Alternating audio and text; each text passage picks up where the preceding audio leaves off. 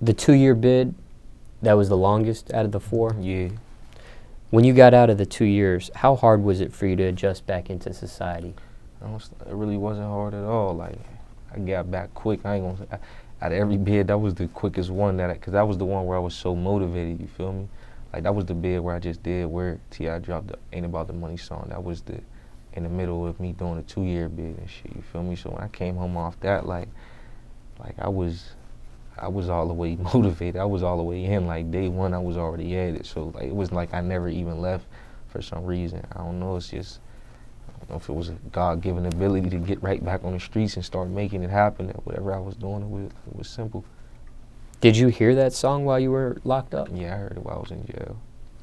So did people tell you, hey, Tip shouted you out? Did you know about it, or were you completely off guard? He told me, like, we communicated a lot while I was in jail and shit, so he had told me, but I ain't know, like, it was gonna be like a song on the radio, you feel me? Like, I gave you a shout out on some songs, so it could have been on a mixtape, or I didn't think it was gonna be, like, a big song that he was putting out and shit, so once I did hear it on the radio, I was smelling. I think I was asleep when I first even heard it.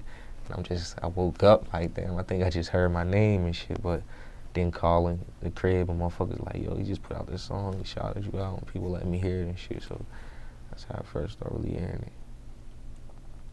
it. All right, for someone watching this, just getting out, or about to get out, what are some do's and don'ts adjusting back into society as quick as possible? Be patient, you feel me? Like, I know in jail we ain't got responsibility.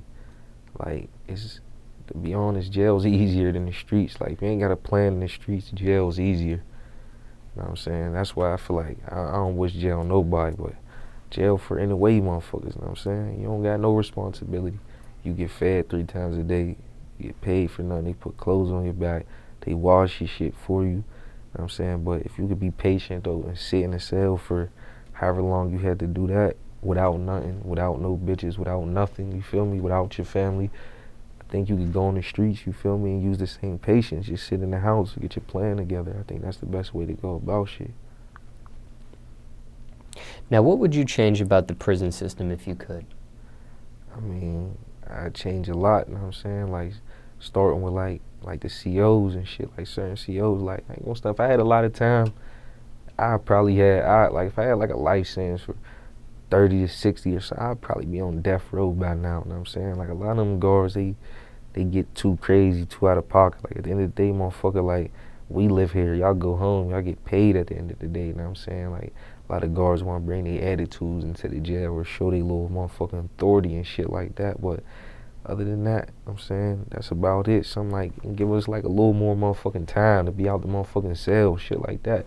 Especially if you in a pen or just in a state or feds, period. Like, and you doing some time. There's motherfuckers that got life in these places. You gotta make that shit more livable, I think.